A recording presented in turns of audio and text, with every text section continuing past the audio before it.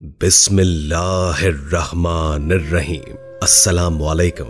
मकतब TV देखने वालों को आरजे मोहम्मद नईम नई वीडियो में खुशामदीद कहता है। सदका बिन मरदास ने अपने वालिद से रिवायत की है कि अंताकिया के मज़ाफात में मैंने एक ऊंची जगह पर 3 कब्रें देखी।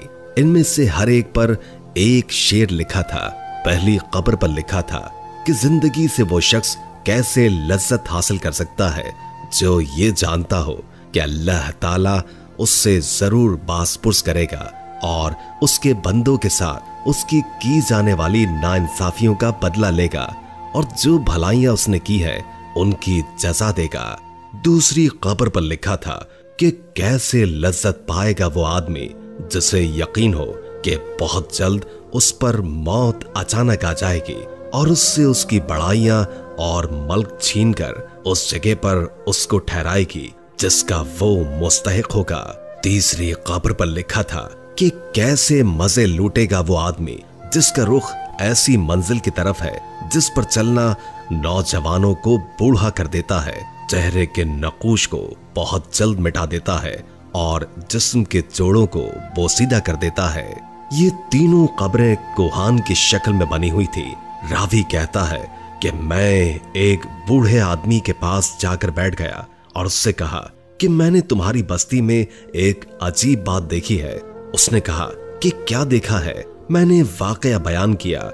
उस बूढ़े आदमी ने कहा, इनका किस्सा इससे भी ज्यादा दिलचस्प है जो तुमने इनकी कब्रों पर देखा है। मैंने कहा, आप इनका किस्सा सुनाए। उसने कहा, 3 भाई थे।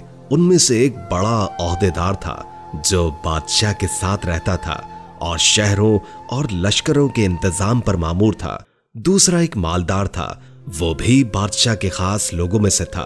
तीसरा एक इबादत गुजार था जो इबादत के लिए अपने आप को फारिग किए हुए था। उसकी मौत जब करीब आई तो उसके भाई उसके पास जमा हो गए और ओहदेदार ने कहा, ऐ मेरे भाई, आपको कुछ वसीयत करनी है तो वसीयत कर दीजिए। इबादत गुजार ने कहा, क्या वसीयत करूं?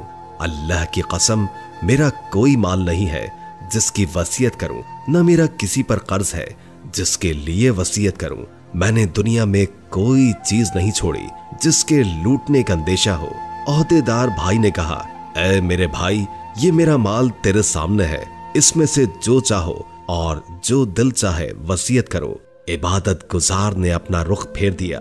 ताजिर भाई ने कहा, मेरे भाई, तुझे मेरी कमाई और कसरत दौलत का पता है। शायद तेरे दिल में किसी की भलाई का अरमान रह गया हो जिसको माल खर्च किए बगैर हासिल न किया जा सकता हो। ये मेरा माल है, इसमें से जो चाहो, जो हुक्म करो, उसको पूरा करूंगा। वो भाई उनकी तरफ मुतवज्जो हुआ और कहा, मुझे तुम्हारे माल की जरूरत नहीं है, लेकिन मैं सिर्फ एक इकरार तुमसे लेना चाहता हूँ जिसमें तुम वादा खिलाफी न करना। उन्होंने कहा, वो क्या है? उसने कहा कि जब मैं मर जाऊं तो मुझे गुस्ल दो और कफन पहनाकर एक ऊंची जमीन पर दफन कर दो और मेरी कब्र पर लिख देना, जिंदगी से वो आदमी क्या मजा हासिल कर सकता है जो ये जानता हो कि अल्लाह ताला उससे जरूर बासपुर्स करेगा और उसके बंदों के साथ की जाने वाली नाइंसाफियों का बदला लेगा और जो नेकियां उसने की है उसकी जजा देगा।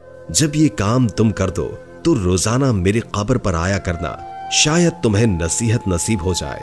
उन्होंने इसकी मौत के बाद ऐसा ही किया। उसका ओहदेदार भाई अपने लश्कर के साथ कब्र पर आता और उतरकर उन अशार को पढ़ता और रोता जाता। जब तीसरा दिन हुआ तो लश्कर के साथ हस्बे मामूल आया और उतरकर रोने लगा और जब वापसी का इरादा किया तो उसने कब्र में से धड़ाम की आवाज सुनी। करीब ही था कि उसका दिल फट जाता। वो घबराहट और खौफ के साथ वापस आ गया। जब रात हुई तो उसने अपने भाई को ख्वाब में देखा और उससे पूछा, ऐ मेरे भाई, तेरी कब्र में से आवाज आई, वो क्या थी? उसने कहा, वो हथौड़े की आवाज थी। मुझे कहा गया कि तुमने मजलूम को देखा फिर भी उसकी मदद न की।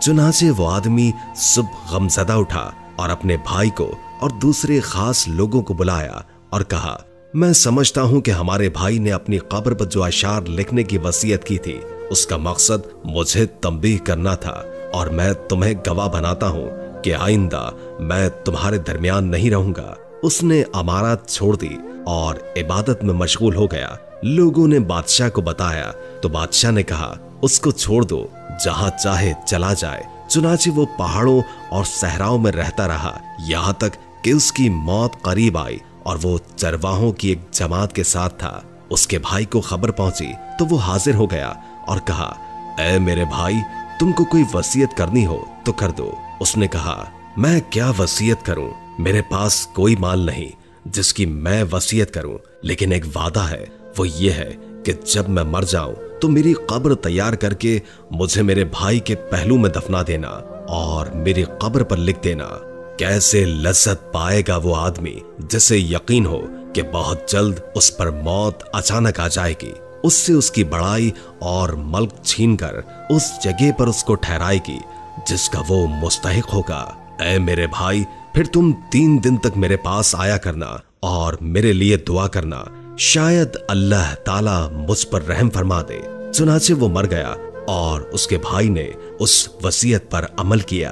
जब उसकी कब्र पर तीसरे रोज आया, दुआ की और रोया। फिर जब वापस जाने लगा तो उसने शदीद आवाज सुनी जिससे उसकी अक्ल जायल होने के करीब हो गई और वो वहां से बेचैन लौटा। रात को उसने ख्वाब में अपने भाई को देखा और सुबह लोगों को बताया कि मैंने ख्वाब में भाई को देखा। मैं उसकी तरफ लपका और उससे पूछा, क्या तुम हमारी मुलाकात के लिए आए हो? उसने कहा, मुलाकात तो बहुत दूर है। मैंने कहा, मेरे भाई, तुम्हारा क्या हाल है? उसने कहा, खैरियत से हूं। तौबा कितनी खूबियों और भलाइयों की जामे है। मैंने कहा, दूसरा भाई कैसा है? उसने कहा, वो तो नेक पेशवाओं के साथ है।